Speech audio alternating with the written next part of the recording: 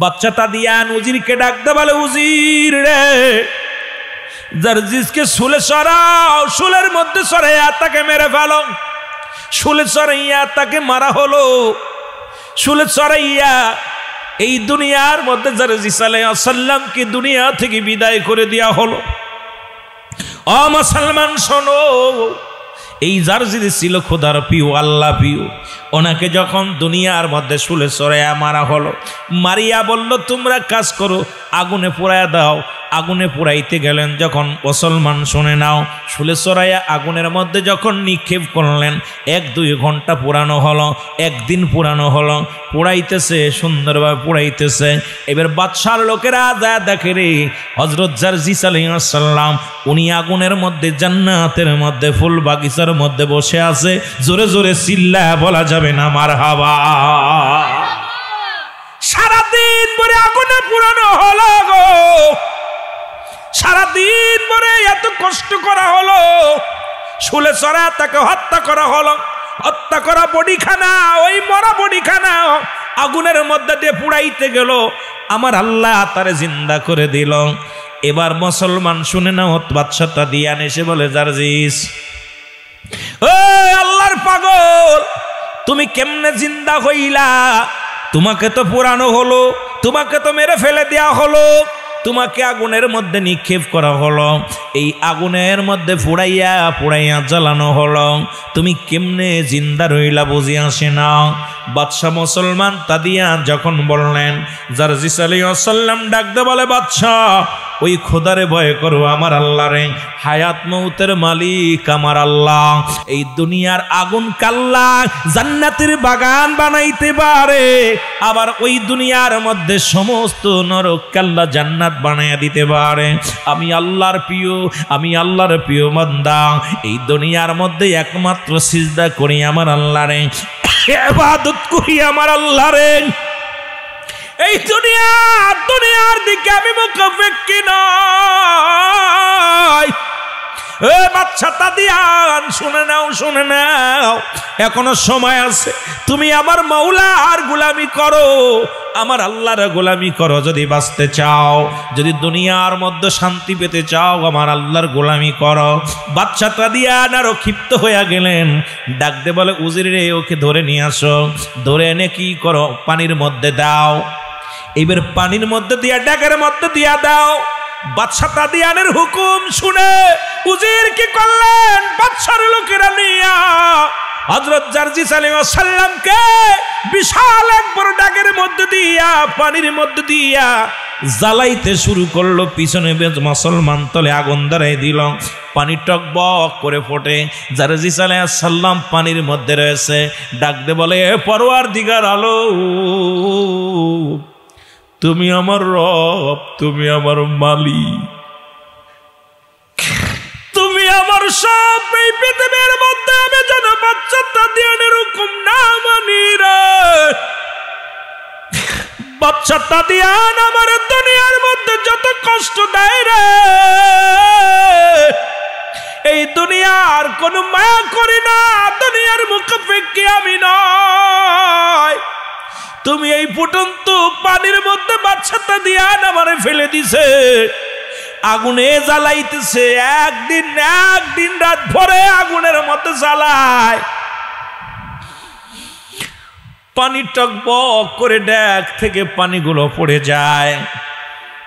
লোকজন তাদিয়ান ডাকতে বলো, ও আমার প্রজারা শোনো, ও আমার উজির, ও আমার সহচরীরা শোনো, দেখো বাচ্চা তাদিয়ান ডাক দিয়ে বলতেছে, দেখো জারজিস আলাইহিস সালাম মরছে কি না, হয়তো এই টকবগে পানির মধ্যে বেঁচে থাকা সম্ভব নয়।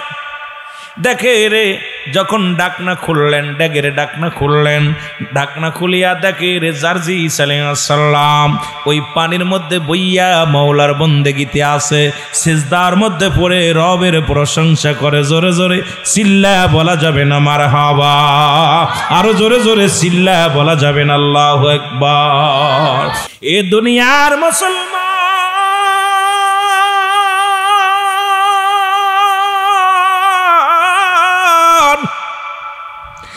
বাচ্চাটা দিয়ান এসে ডাকতে বলে, উজির, উজির তুমি কই? ড্যাগের মুখটা খুলে দাও, দেখতে চাই। মনে আসেনি বাবা? ড্যাগের মুখটা যখন খুললেন, দেখে রে পানির মধ্যে, ফুটন্ত পানির মধ্যে সিজদায় পড়ে আছে বাদশা তাদিয়ান। কয়টা কেমনে সম্ভব হয়? সারাদিন রাত যে আগুনের মধ্যে তারে জ্বালানো হলো, পানির মধ্যে জ্বালানো হলো, এই ব্যক্তি কেমনে জিন্দা রয়?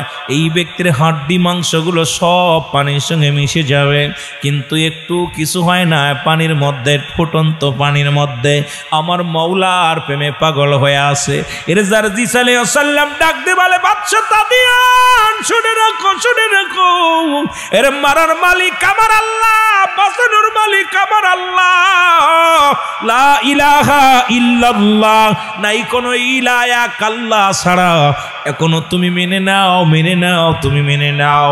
আমি যে খোদারে মানি, আমি যে মাওলারে মানি, সেই খোদারে তুমি মেনে নাও, তুমিও শান্তিতে থাকবে ফুটন্ত পানির মধ্যে। জোরে জোরে চিল্লা বলা যাবে না মারহাবা। এর জারজিদের কথা শুনিয়ে মুসলমান শোনো, জারজি সাল্লাল্লাহু আলাইহি ওয়াসাল্লামের কথা শুনিয়ে আরে বাদশা তাদিয়ান আরো ক্ষিপ্ত হয়ে গেলেন। ক্ষিপ্ত হয়ে বলে, ডাক থেকে ওকে বাহির করো। ডাক থেকে বাহির করা হলো। কয়েক মণ তেল তোমরা গরম করো, পাতিলের মধ্যে গরম করো। মুসলমান শুনে নাও, শুনে নাও। এবার তেলের মধ্যে ভাজার জন্যে বাদশা তাদিয়ান বিশাল একটা ডেগের আয়োজন করলো। বিশাল পাতিলের মধ্যে তেল দিল। এই তেলটা জ্বালাইয়া, এই তেলটা গরম করিয়া টকবগে করলো। এবার মুসলমান বাদশা তাদিয়ান হযরত জারজি সাল্লাল্লাহু আলাইহি ওয়াসাল্লামকে ধরিয়া এই লোকজন দিয়া এই তেলের মধ্যে ছুঁড়ে মারলেন। এই তেলের মধ্যে ফেলাইয়া এমন ভাবে জ্বালাইতে লাগলেন। মুসলমান শোনো, শুনে নাও, শুনে নাও। এবার যখন ফেলাই দিলেন, এর ভিতর থেকে বাদশা তাদিয়ানকে লক্ষ্য করে ডাক দে বলে, মূর্তি পূজারী, এ দুনিয়ার মধ্যে প্রতিমা পূজারী, শুনে রাখো, আমি এমন একজন খোদার বন্দেগি করি, এমন এক মওলার পূজা করি যিনি আমি বাদশা। ও বাদশা শুনে নাও, আমি জারজি সাল্লাল্লাহু আলাইহি ওয়াসাল্লামকে যত বিপদের মধ্যে তুমি ফেলো, আমার খোদা আমাকে সাহায্য করবে, আমার আল্লাহ আমারে সাহায্য করবে। তুমি আমারে যত পরীক্ষা করো, সমস্ত পরীক্ষা আমি পাস। কারণ এই পৃথিবীর মধ্যে একমাত্র আমার সৃষ্টিকর্তা, আমার রবের গোলাম, আমি গোলামি করি। দুনিয়ার কারোর কাছে মাথা নত করি না, কারোর কাছে আমি মাথা বিক্রি করি না, একমাত্র আমার আল্লাহর গোলামি করি। মুসলমান শুনে নাও। এবার মুসলমান শুনে নাও, জারজি সাল্লাল্লাহু আলাইহি ওয়াসাল্লাম ডাকতে বলে, মূর্তি পূজারী তাদিয়ান শোনো, এখনো সময় আছে, ছেড়ে দাও ওই মূর্তি পূজারী, ছেড়ে দাও। ওই দুনিয়ার মধ্যে তোমরা দেবতা পূজাগিরি ছেড়ে দাও, আমার পথে আসো। আমি যে পথে আসি সেই খোদার পথে চলে আসো। ওই কঠিন আসরের ময়দান হবে বড় ভয়াবহ। শুনে নাও, শুনে নাও। বাদশার দিলে কোনো দয়া নাই, কোনো মায়া নাই। ওদিন মুসলমান শুনে নাও, জারজি সাল্লাল্লাহু আলাইহি ওয়াসাল্লাম ডাক দে বলে, শুনে নাও। ওই হাসরের ময়দানে মানুষ মুঠো হাত উপরে সূর্যোদয় হবে, মানুষগুলোর মস্তি গুলো গলে গলে পড়বে। এই মানুষগুলো শুধু রাত্রি কিচ্ছু জানি না, ইয়া সালিম আমাকে নিরাপত্তা দাও। ওদিন মানুষগুলো ঘামের মধ্যে সাঁতার কাটবে। ওদিন মানুষগুলো, মুসলমান শুনে নাও, গলা পানির মধ্যে দৌড়াইবে, হাঁটু পানির মধ্যে দৌড়াইবে, ঘোরাঘুরি করবে মানুষগুলো। ওদিন যারা ইমানদার হবে, ও তাদিয়ান, বাদশা তাদিয়ান শুনে নাও, ওই হাসরের ময়দান কিচ্ছু তারা বুঝবে না। ঘুমায়া যেমন রাত্রে যেমন ঘুমাইবে মানুষ, সকালবেলা ঘুম থেকে উঠবে। ওই হাসরের ময়দান ইমানদারদের জন্য এমনি হবে। ছেড়ে দাও, ছেড়ে দাও, ছেড়ে দাও। এই কোন বাদশা তাদিয়ান তাকে পানি ওই তেলের মধ্যে পুরাইতে লাগলেন, তেলের মধ্যে দিয়া তারে বাঁচতে লাগলেন। বাঁচতে পারে নাই, তেল দিয়া তারে পুরাইয়া মারতে পারে নাই। ও দুনিয়ার মানুষ শুনে নাও, কারণ ওই বাদশা তাদিয়ানের ছিল দুনিয়ার মধ্যে দেবতার প্রতি বিশ্বাস, দেবদেবীর প্রতি তার ছিল ঈমান। আর আল্লাহর নবী হযরত মুসলমান জারজি সাল্লাল্লাহু আলাইহি ওয়াসাল্লামের ঈমান ছিল আমার আল্লাহর প্রতি, আখিরাতের প্রতি, কিয়ামতের প্রতি তাদের বিশ্বাস স্থাপন ছিল। এই জন্য দুনিয়ার যত পরীক্ষা, এই দুনিয়ার মধ্যেই অসংখ্য পরীক্ষা দিয়েছিল, পরীক্ষায় পাশ করেছিল হযরত জারজিস আলাইহিস সালাম। আমার আল্লাহ ডাক দে কয়, ও জারজিস, দুনিয়ার যত পরীক্ষা আসুক না কেন, দুনিয়ায় যত মুসিবত আসুক না কেন, তুমি আমার গোলাম, আমি তোমার রব। দুনিয়ার গোলামেরা যখন তার রবকে স্বীকার করে, তার রবকে স্মরণ করে, সমস্ত বিপদ আপদ থেকে তার রব সাহায্যের হাত বাড়ায়া দেয়, আর সঙ্গে সঙ্গে ইমানদার সাহায্য পেয়ে যায়। খোদাই শক্তি তার মধ্যে বিরাজ করে। জোরে জোরে চিল্লায়া বলা যাবে না মারহাবা, আর একটু জোরে জোরে চিল্লায়া বলা যাবে না আল্লাহু আকবার। এ মুসলমান, এই রকম পরীক্ষা যদি আমাদের হতো, জীবনে ইসলাম আনতাম না। বেলাল রাদিয়াল্লাহু তাআলা যেমনি ঈমান আনছে, এমনি যদি ঈমান আনতে হতো জীবনেও আনতাম না। নবীর সাহাবীরা যেমনি ঈমান আনছে, এমনি যদি আমাদের ঈমান আনতে হতো আনতে পারতাম না। এখন এত সস্তা ঈমান, এই জন্য সস্তা ঈমান পাইয়া নবীরে বইলা গেছি, সস্তা ঈমান পাইয়া আল্লাহর গোলামি বইলা গেছি, সস্তা ঈমান পাইয়া নামাজ ছেড়ে দিছি, সস্তা ঈমান পাইয়া আমরা কোরআন হাদিস ইজমা কিয়াস ছেড়ে দিছি, সস্তা ঈমান পাইয়া আজকে সমাজের মধ্যে ফিতনা সৃষ্টি করতেছি। এই সস্তা ঈমান পাইয়া যদি কষ্ট করি ঈমান পাইছি, মুসলমানের সন্তান হিসেবে স্বীকৃতি মুসলমান হয়েছি, তাদের আগের আদি যুগের মানুষগুলো ইসলামের ইসলাম কবুল করার জন্য যত নিপীড়িত হয়েছে, নির্যাতিত হয়েছে, এমনকি আমার নবীও তার চাচাদের সাথে লাঞ্ছিত হয়েছে। নবীজি কত কষ্ট করেছে, এর একটু কষ্ট যদি আমরা পাইতাম, আমার মন বলতো দুনিয়ার মধ্যে ইসলামের বিধান ইবাদান লঙ্ঘন করে চলা সম্ভব হতো না। আসলে সহজ জিনিস পেয়েছি, সস্তার বড় অবস্থা। ও মুসলমান, কষ্ট করে যদি কামাই করতো তো ইসলাম, তাহলে বুঝতেন মুসলমান। ওই ফিলিস্তিনের জমিনে যখন যুদ্ধ হলো, দেখেছি মুসলমান কোরআন শরীফ বুকের মধ্যে দইরা হাফেজ ছাত্ররা বলতেছিল আমরা জীবন দিতে পারি, কোরআন ছাড়তে রাজি নয়। তাদেরকে গ্রাস ফায়ার করা হলো, এই দুনিয়া থেকে বিদায় করে দেয়া হলো 500 হাফেজকে, কিন্তু কোরআন ধরে রাখছে, কোরআন ছাড়ে নাই। এই রকম যদি ঈমান আমাদের পরীক্ষা হয়, তাহলে আমরা সবাই কিন্তু ফেল করব আমার বিশ্বাস হয়। কারণ আমাদের ঈমান এমন ঈমান, নবীজি আমার ঈমান আমরা মানি, কিন্তু আমলে অনেক ঘাটতি আছে, আমল আমাদের একেবারেই নাই। দেখা যায় মুসলমান, গভীর মনোযোগ, ঈমান আমল দুইটাই দরকার ছিল। এখন আমাদের মধ্যে অধিকাংশ মানুষের ঈমান আছে, আমল নাই, আবার অনেকের আমল আছে, ঈমান নাই। এই দুইটা জিনিস আমাদের পরিপূর্ণ লাগবে। ঈমান হলো নবী মুহাম্মদুর রাসূলুল্লাহ সাল্লাল্লাহু আলাইহি সাল্লাম, আর আমল হলো নামাজ, রোজা, হজ, যাকাত। আজকে সুন্নিদের ভিতরে এই টুরুটিটা আমি পাচ্ছি রে মুসলমান, কথাটা না বললে নয়। এই চট্টগ্রামের অনেক সুন্নি আছে, তাদের মধ্যে ঈমান আছে, আমল নাই। কারণ তারা নামাজে ঘর খিলাফ করে। তারা মুসলমান, গভীর মনোযোগ, এই নামাজের দিকে আমলেও দাড়ির মধ্যে বারবার খুল লাগায়, এরপরে নবীর সুন্নাত খানা আঁকড়ে ধরছে কম। সবচেয়ে বড় কষ্ট হয় এটা দেখে বাতিলেরা আমাদেরকে তুচ্ছ করে, আমাদেরকে নিয়ে ক্রিটিসাইজ করেন। মুসলমান, এই সুযোগটা দেওয়া যাবে না। যেহেতু সুন্নি বলে দাবি করি, আজ থেকে দাড়ির মধ্যে আর খোর লাগাবো না, নামাজ ছাড়বো না, রোজা ছাড়বো না, মিথ্যা বলবো না, বেগানা মহিলার পাশ ঘুরবো না, শরীয়তের বিধান যেটা আছে কোরআন হাদিস ইজমা কিয়াস মেনে চলবো। দেখবেন বাতিলেরা চিরতরে জবান তাদের বন্ধ হয়ে যাবে। আর বাতিলের জবান বন্ধ করতে হলে আমাদের ঈমান আমল দুইটায় ভালো মতো পালন করতে হবে। জোরে বলেন ঠিক কিনা? হযরত জারজিস রাদিয়াল্লাহু আলাইহি ওয়াসাল্লাম, এই জারজিস আলাইহিস সালামকে আল্লাহ পাক যতগুলো পরীক্ষা দিয়েছিলেন ছোট্টবেলা থেকেই, আল্লাহ নবী জারজিস আলাইহিস সালাম আল্লাহ ভীতু ছিলেন। ছোট মাসুম বাচ্চারা একসাথে খেলা করতেন। গভীর মনোযোগ, মনে রাখবেন আলোচনাটা বাবা। জাহান্নাম জান্নাতের আলোচনা করতে যাইয়া একজন নবীর উদাহরণ টেনে আমি একটু আলোচনা করে আসি, এরপরে মূল আলোচনার মধ্যে চলে যাব। জান্নাতীদের সঙ্গে কি ব্যবহার হবে, জাহান্নামীদের সঙ্গে কি ব্যবহার হবে, এই আলোচনার মধ্যে গেলেই আমরা বুঝতে পারবো। দুনিয়ার মুসলমান শুনে নাও, মুসলমান ছোট্টবেলা থেকে অন্যরকম। ছোট ছেলের একসাথে বন্ধু বান্ধব নিয়ে খেলা করে। জারজিস এমন ভাবে আল্লাহ রব্বুল আলামিনের এমন ইবাদত করে, মাসুম বাচ্চাগুলো তারা প্রতিমা পূজা করে, তারা দেবতার পূজা করে, তারা দুনিয়ার মধ্যে অনেক কিছুর দেবতা বানায়, অনেক কিছুর প্রতিমা বানায়। কিন্তু জার্জিস ছোট্ট মানুষ, উনি আল্লাহকে এমনভাবে ভালোবাসেন, একমাত্র আল্লাহ রাব্বুল আলামিন একমাত্র তার মাত্র সৃষ্টিকর্তা। কারণ আল্লাহ এক, আল্লাহর কোনো শরীক নাই। আল্লাহ বলেন কুল হুয়াল্লাহু আহাদ আল্লাহুস সামাদ লাম ইয়ালিদ ওয়া লাম ইউলাদ ওয়ালাম ইয়াকুল লাহু কুফুয়ান আহাদ। এই দুনিয়ার মধ্যে কারো সিজদা করা যাবে না, আল্লাহ এক। সুতরাং দেবতা মানা যাবে না, দেবতা মানা যাবে না, এই মন্দিরই মানা যাবে না, দুনিয়ার মানুষে বানানো কোনো মূর্তির কাছে মাথা নত করা যাবে না। ছোট্ট জার্জিস, ও মুসলমান শুনে নেন, এমন এমন আদর্শ তার মধ্যে আল্লাহ ঢুকায়া দিছে। দুনিয়ার মধ্যে এত বড় ইমানদার ছোট মাসুম বাচ্চাগুলো যতই মন্দিরে যায় তাকে নিতে পারে নাই, প্রতিমার সামনে মাথা নত করতে পারে নাই। কারণ তার একটা মাত্র আশা ছিল, এই স্রষ্টা আমার মালিক যিনি, আসমান জমিনের মালিক তিনি, এই পৃথিবীর মালিক তিনি, নক্ষত্রের মালিক তিনি, হায়াত মৌতের মালিক তিনি, আর কেউ নাই পৃথিবীর মধ্যে।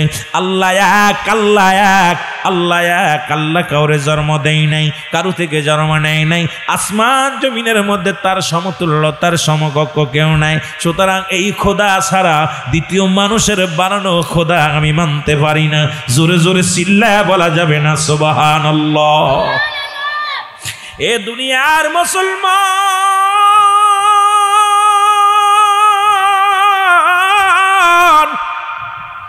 এই ছোট্ট কালে যত পরীক্ষার মধ্যে পড়েছে সব পরীক্ষায় সাকসেস। তৎকালীন জামানায় মুসলমান শোনো, এ ভাইরা আমার, এই তুরস্ক সিরিয়ার জমিনে উনি ভ্রমণ করলেন, উনি ওখানে চলে গেলেন। যার পর ওই জামানার, তৎকালীন জামানার ভগবান ভক্ত মুসলমান, যিনি দেবতা ভক্তি করেন, একজন রাজা ও মুসলমান তাদিয়ানি, যার নাম হলো তাদিয়ান। এত বড় দুষ্ট কাফের, দুষ্ট বেঈমান, দুষ্ট মুনাফিক, দুনিয়ার মধ্যে শুধু আগুন পূজা করে, দুনিয়ার মধ্যে শুধু মূর্তি পূজা করে, দুনিয়ার মধ্যে মুসলমান, দুনিয়ার মধ্যে, এই দুনিয়ার মধ্যে নিজেই মাটি দিয়া পুতুল বানাই, এইগুলোরে পূজা করে। এই তাদিয়ানির কাছে চলে গেলেন বাদশা তাদিয়ান। ওনার কাছে যাইয়া জার্জিস আলাইহিস সালাম ডাক দিয়ে বলেন, ও তাদিয়ান, শোনো শোনো, তুমি কার পূজা করো? দুনিয়ার মধ্যে তুমি মাটি দিয়া পুতুল বানাও, দুনিয়ার মধ্যে তুমি যে পুতুল বানাইয়া, তুমি পাথরের পুতুল বানাও, মাটির পুতুল বানাও, তুমি এই দুনিয়ার মধ্যে তার কাছে মাথা লুঠায়া দাও, বড় পাথরের কাছে তুমি মাথা লুটায়া দাও, দুনিয়ার দেবতার কাছে তুমি মাথা লুটায়া দাও। তুমি কি জানো না, লা ইলাহা ইল্লাল্লাহ, এক আল্লাহ ছাড়া কোনো মাবুদ নাই, তার কোনো ইলাহ নাই, তার কোনো সন্তান নাই, তার কোনো শরীক নাই।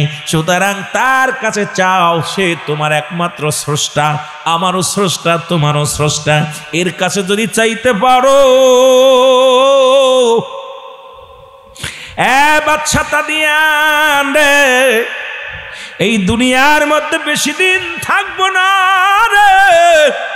আমার তোমার পূর্বপুরুষেরা যারা দুনিয়ার মধ্যে আগমন করেছিল, তারাও দুনিয়া থেকে চলে গেছে, আমি আপনি চলে যাব। সুতরাং দুনিয়ার মায়া ছেড়ে দাও, মূর্তি পূজা ছেড়ে দাও, দেবতা পূজা ছেড়ে দাও, ছেড়ে দিয়ে একমাত্র লা ইলাহা ইল্লাল্লাহ, ওই ইলাহর পূজা করো, মওলার পূজা করো। দুনিয়া কেরা দুইটাই তুমি কামিয়াব হতে পারবা। জোরে জোরে চিল্লায়া বলেন আল্লাহু আকবার। আল্লাহ কয়, বান্দারে, এই দুনিয়ার মধ্যে আমি কিচ্ছু বলতে কিচ্ছু রাখবো না।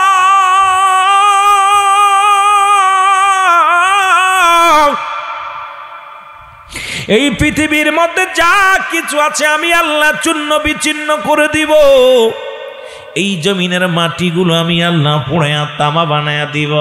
এত বাড়াবাড়ি করো কেন, এত মস্তানি করো কেন?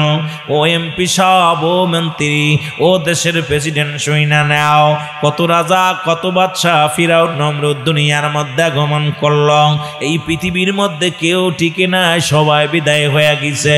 আল্লাহ কয়, বান্দা, এই জমিনটা আমি রাখবো না, এই জমিনের মাটিগুলো আমি পোড়ায়া তামা বানায়া দিব। এই জমিনের পানিগুলো পুড়াইয়া আমি আল্লাহ ছাই বানাইয়া দিব।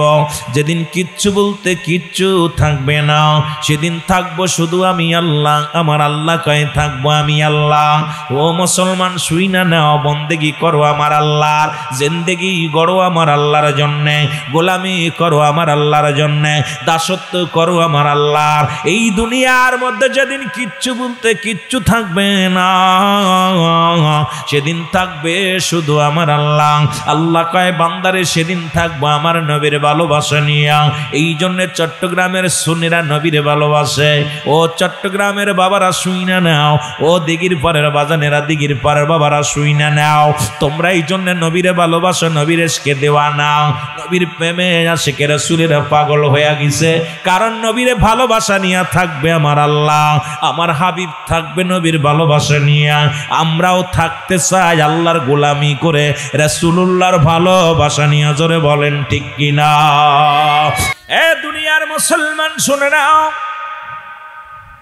রিয়াজুল জান্নাহ বেহেশতের বাগানে বসলেন, সগীরা গুনাহ মাফ আসার কারণে সগীরা গুনাহ মাফ হয়ে যায়।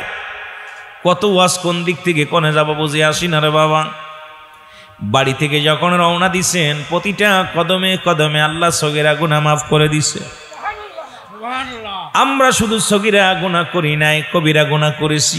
ও বাবারা, যারা জান্নাতের বাগান এখনো বুঝতে পারেন নাই, রিয়াজুল জান্নাহ বেহেশতের বাগান, আগে হলো বেহেশত তারপরে হলো বাগান, আগে হলো বেহেশত তারপরে হলো বাগান। আম গাছ, জাম গাছ, কাঁঠাল গাছ, পৃথিবীর মধ্যে ফলের পরিচয় আগে তারপরে গাছ। আগে ফল দিয়া বলা হয় গাছ। তদ্রুপ রিয়াজুল জান্নাহ বেহেশতের বাগান, আগে হলো বেহেশত তারপরে হলো বাগান। আর বেহেশতের বাগানে জাহান্নামীরা আইতে পারতো না। জাহান্নামীরা দূর থেকে মাইকের আওয়াজ শুনবো, জাহান্নামীরা দূর থেকে থাকবো, আসার পরে আইসা তাবারক খাইব। জাহান্নামীরা, আল্লাহর কসম করে বলি, কোনো জাহান্নামী জান্নাতের বাগানে আসতে পারে না। আর জান্নাতীরা জান্নাত খুঁজে নেয়, তারা পাগলের মতো ছুটে আসবে। রিয়াজুল জান্নাহ বেহেশতের বাগান, আগে হলো বেহেশত তারপর হলো বাগান। আর জান্নাতের বাগানে কোনো জাহান্নামীরা থাকবে নি। কথা বলেন, থাকবে নি? শুধু জান্নাতীরা থাকবে। আর এই জান্নাতীরাই ফল মূল নিয়ামতগুলো ভোগ করবে। আল্লাহ রাব্বুল আলামিন জান্নাতের মধ্যে যে নিয়ামতগুলো দান করেছেন, ওই নিয়ামতগুলো জান্নাতীরাই পাবে। আল্লামা কুতুবী রাহমাতুল্লাহ বায়ান করে, দুনিয়ার মানুষ শোনো, দুনিয়ার মধ্যে যত গুনাহ করেছো, নামাজ ছেড়ে দিয়া কবিরা গুনাহ, মিথ্যা বলা কবিরা গুনাহ, বেগানা মহিলার সঙ্গে দেখা দিয়া কবিরা গুনাহ, বেগানা পুরুষের সঙ্গে দেখা দিয়া কবিরা গুনাহ। এই গুনাহ যদি মাফ করাইতে চাও, রিয়াজুল জান্নাহ বেহেশতের বাগানের সংবাদ শোনার পর ওই জান্নাতের বাগান আঁকড়ে ধরে কোন বান্দা যখন খাস তওবা করে আল্লাহ বলে ডাক দেয়, আমার আল্লাহ বান্দার জীবনের সমস্ত কবিরা গুনাহগুলো মাফ করে দেয়। জোরে বলা যাবে না সুবহানাল্লাহ? এ দুনিয়ার মুসলমান,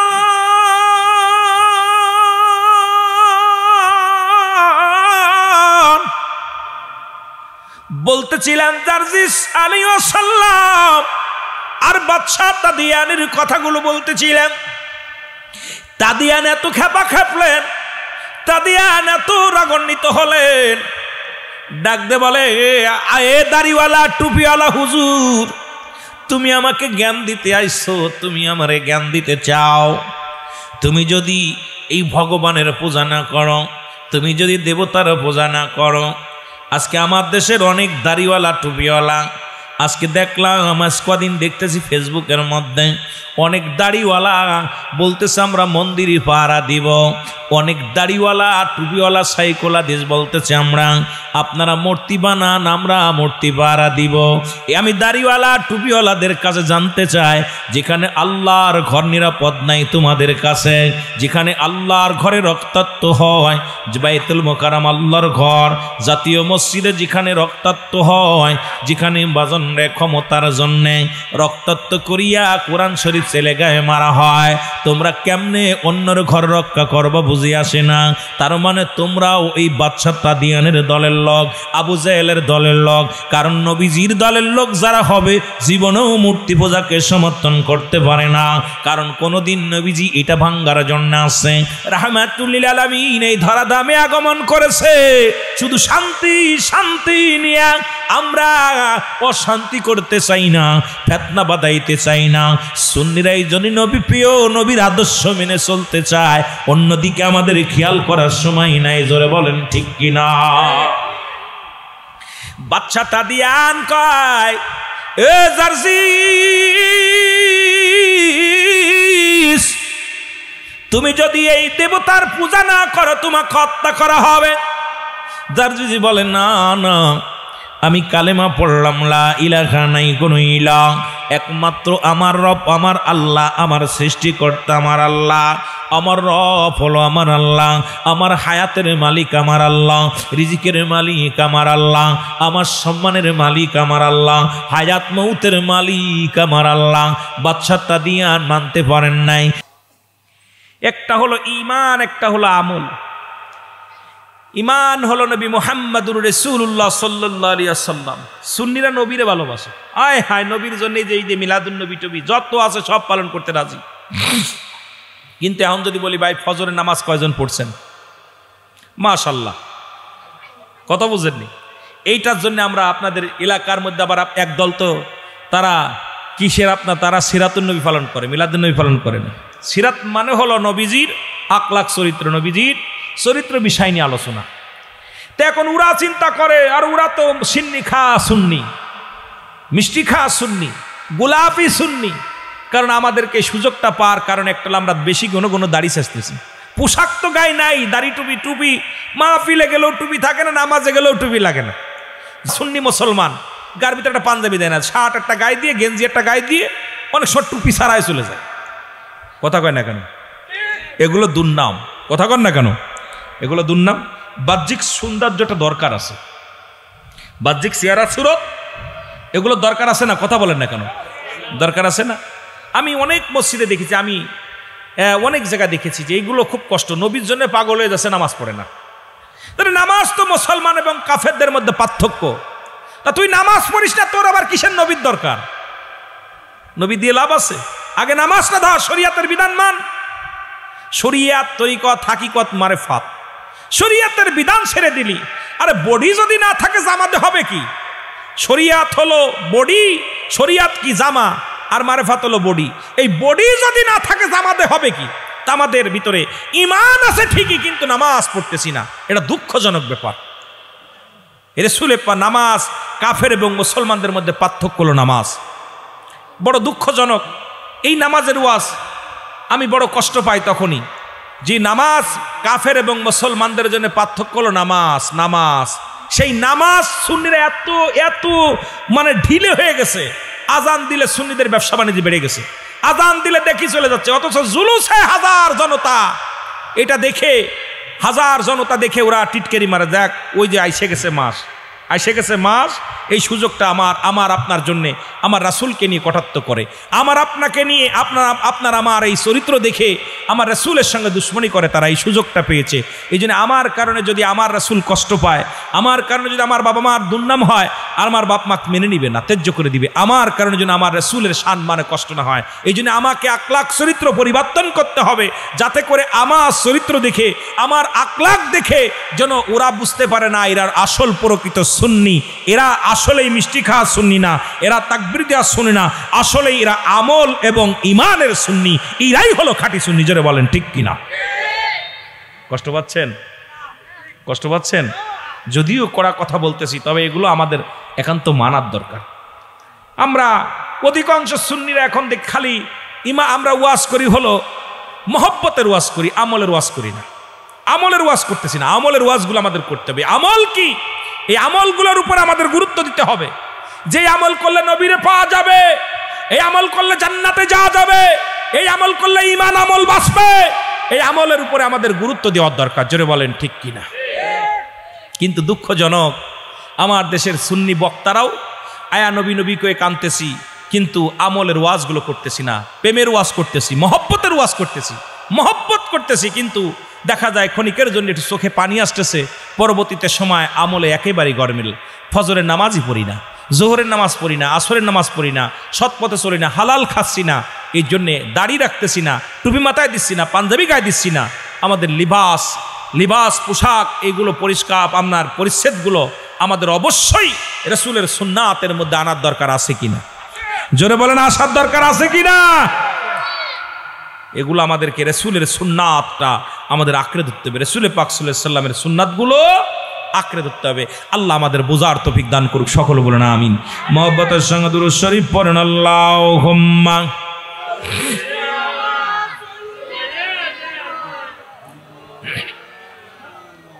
ওয়ালা আলি সাইয়্যিদিনা,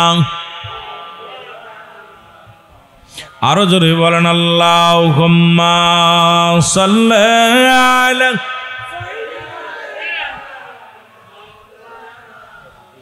ওয়ালা আলি সাইয়্যিদিনা। এমন হাবিব আমার মুক্তির কারণে লো,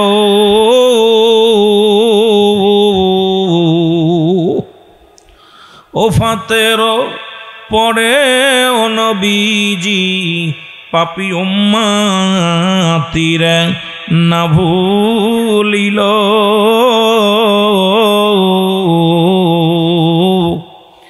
এমন হাবিব আমার মুক্তির কারণে আল্লাহুম্মা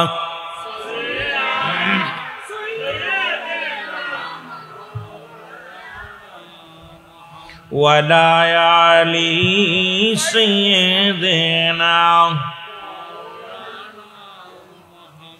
এ মুসলমান, দুনিয়ার মধ্যে তিনটা বিপদ, এখানে যে পরকাল বলেছি এটা কি কিয়ামত বোঝায়? ও মুসলমান শুনে নাও, এক নাম্বার বিপদ, আমি একটু টাচ দিয়ে আসল আলোচনার মধ্যে চলে যাই। এক নাম্বার বিপদ হলো মানুষের মরণ,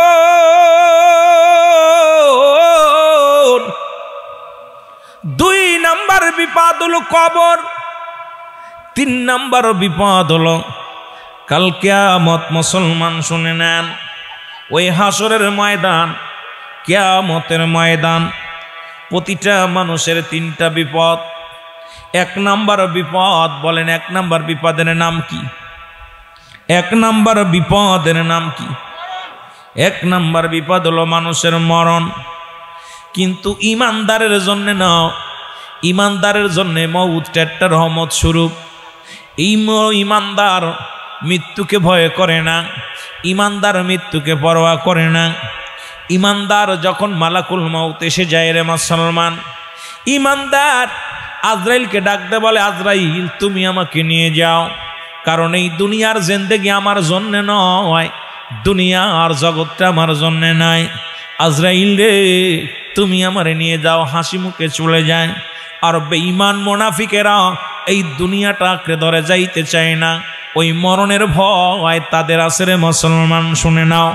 ইমানদারের জন্য মউত একটা নিয়ামত, রহমত। জোরে বলো মারহাবা, আর একটু জোরে। ইমানদারের জন্য মউত একটা নিয়ামত, একটা রহমত, আর বেঈমানদের জন্য একটা গজব, বড় বিপদ। জোরে বলেন ঠিক কিনা? ও মুসলমান শুনে নাও, দুই নাম্বার বিপদ হলো কবর, তিন নাম্বার বিপদ হলো কিয়ামতের ময়দান। ওই তিন নাম্বার বিপদ মুসলমান শুনে নাও, ওই পরকাল, যেখানে কোনো মানুষের মুসলমান যেদিন মানুষের হিসাব হবে, যেদিন মানুষের বিচার হবে। পরকাল বলতে বোঝায় যেদিন শেষ হয়ে যাবে, সব কিছু চূর্ণ বিচ্ছিন্ন হয়ে যাবে।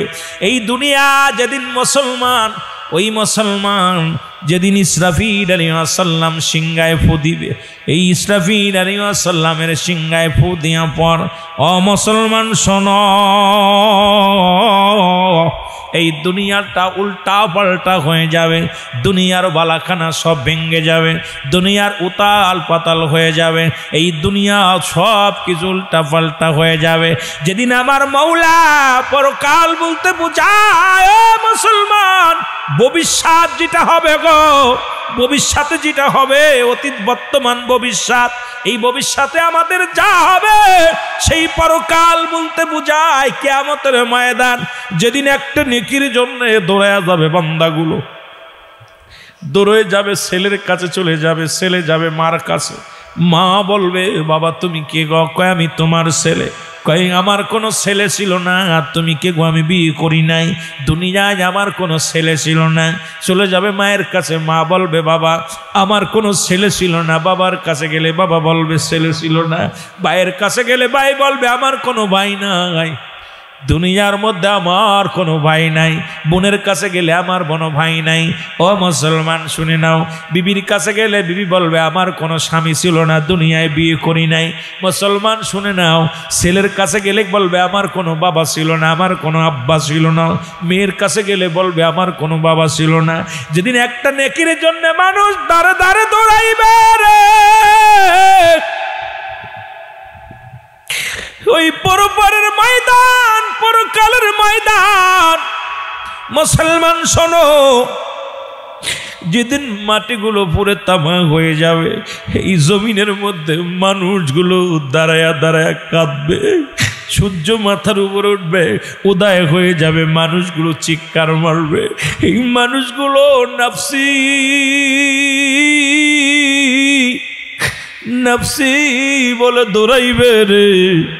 ও মুসলমান শুনে নাও, ওদিন একমাত্র আল্লাহর মাহবুব বান্দারা, ইমানদারেরা ওদিন পরপারটা পার হয়ে যাবে, পিসফুল সিরাতটা পার হয়ে যাবে। জাহান্নামের গায়ের উপর দিয়া জান্নাতের সেতু হবে। ওই সেতুটা হবে মুসলমান তরবা, মুসলমান চুলের চাইতে চিকন, হীরার চাইতে ধার।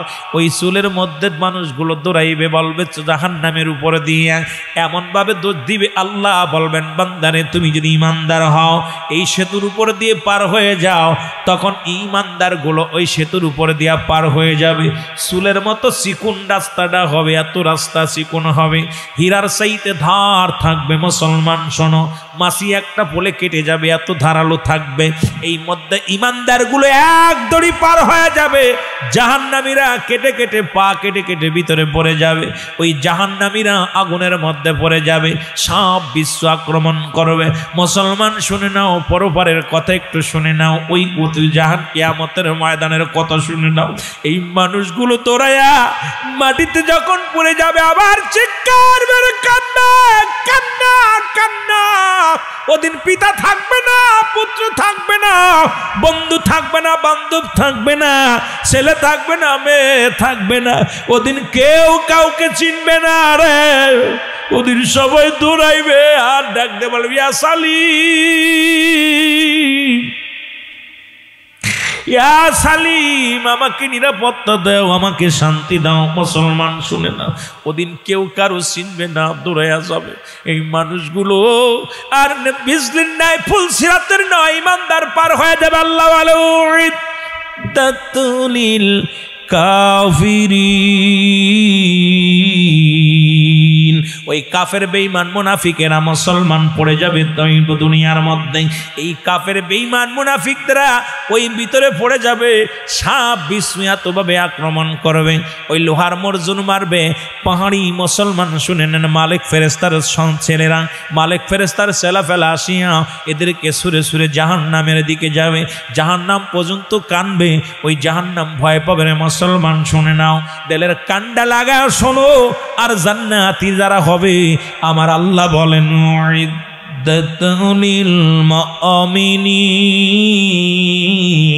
ওদিন মুমিনদের জন্য মেলা হবে, মুমিনদের জন্য একটা আনন্দের মাঠ হবে।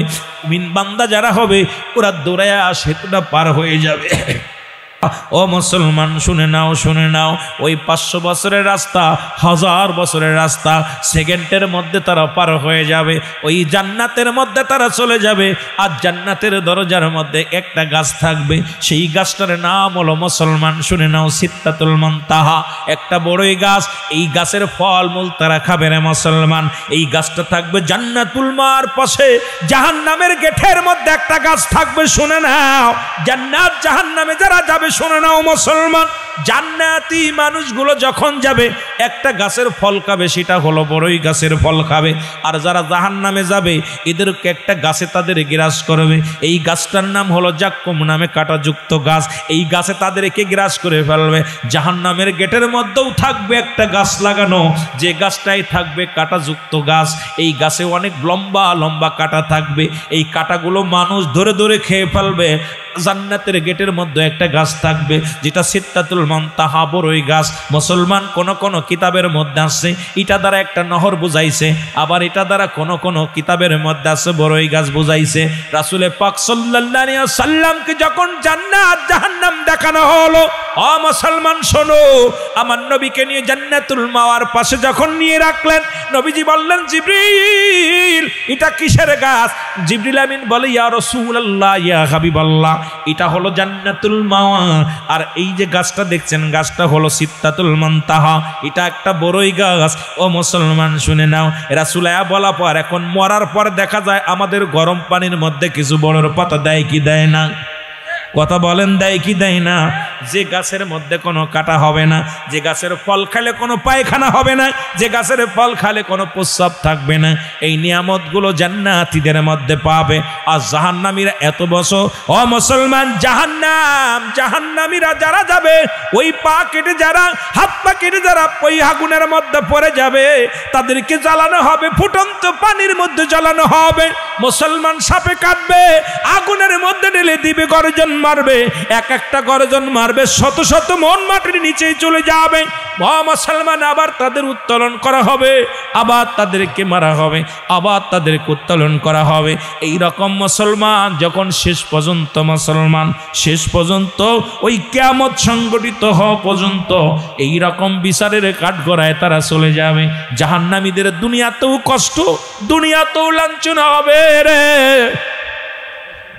ওই জাহান্নামীরা যখন মৃত্যুবরণ করবে কষ্ট দিয়ে আল্লাহ নিয়ে যাবে, এত কষ্ট দিবে আজরাইল।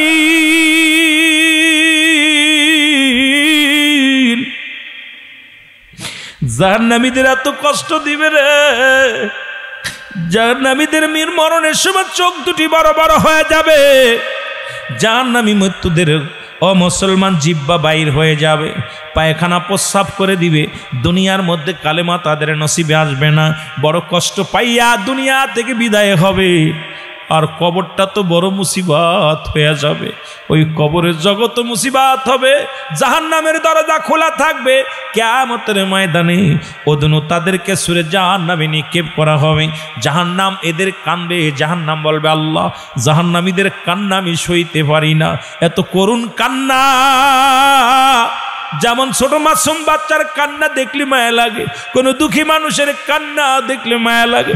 জাহান্নামের জাহান্নাম পাপিষ্ঠ বান্দাদের কান্না দেখে রে, পাপিষ্ঠ বান্দাদের কান্না দেখে।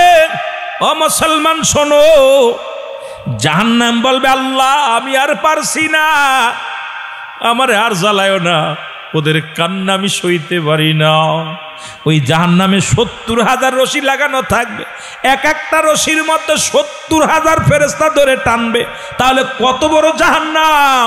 এই রকম ও মুসলমান 7টা জাহান্নাম, একটা জাহান্নামের মধ্যে 70,000 রশি লাগানো থাকবে, এক একটা রশির মধ্যে 70,000 ফেরেশতারা ধরে টানবে। ফেরেশতারা ধরে টানাটানি টানিয়ে আনবে। জাহান্নাম বলবে আমি পারছি না, পালাইতেছি। আমার আল্লাহ বলবে জাহান্নাম শুনে নাও, তোমাকে বানাইছি, তোমাকে তৈরি করছি একমাত্র আমার নাফরমান বান্দাদেরকে সাইজ করার জন্যে। সুতরাং এই দুনিয়ার মধ্যে সামান্য একটু গরম পড়লে সহ্য করতে পারি না, একটু গরম পড়লে আমাদের পাগল হয়ে যায়। ঠান্ডা পানির ব্যবস্থা করো, এসি ব্যবস্থা করো, ঠান্ডা জায়গা বাতাসের ব্যবস্থা করো।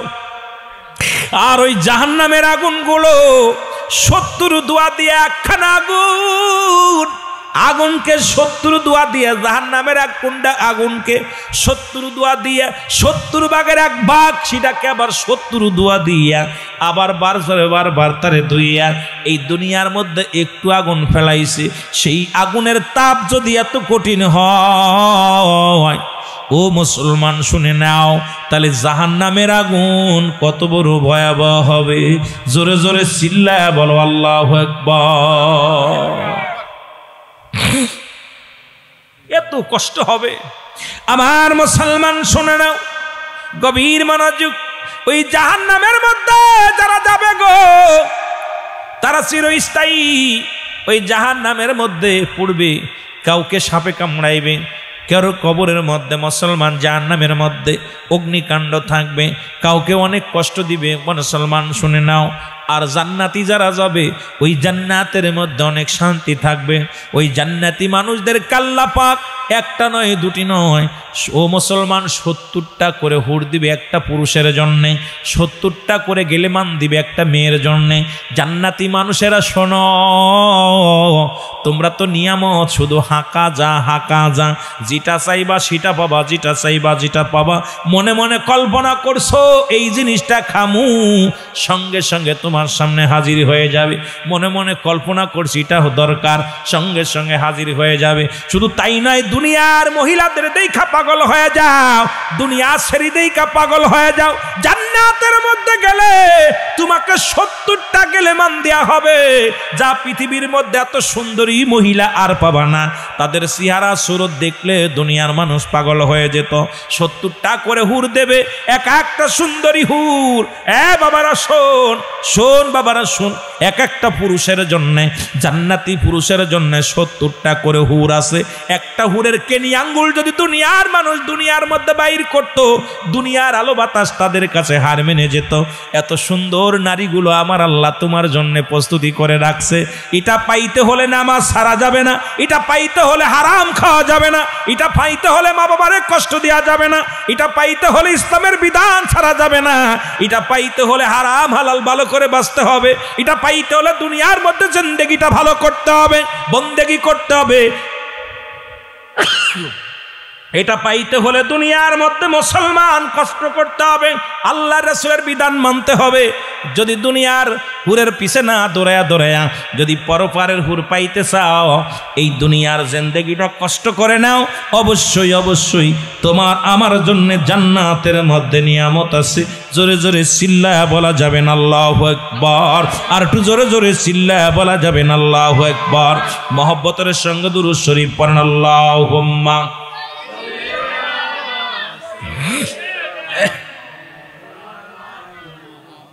ওয়ালা আলি সাইয়্যিদিনা।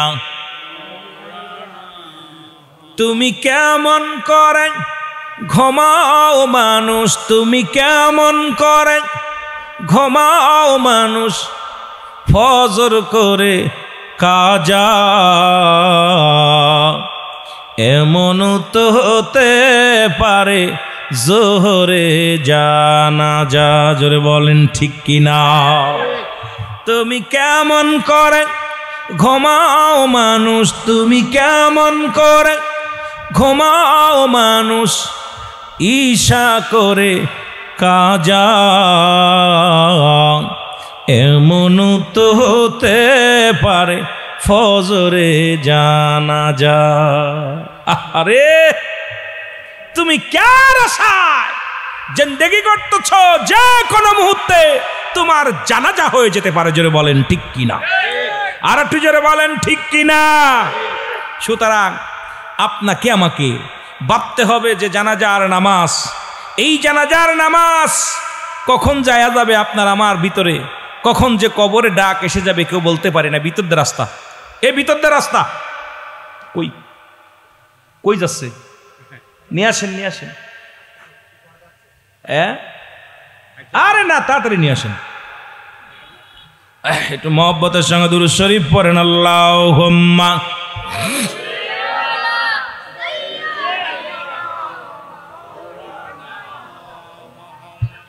ওয়ালায়ালি।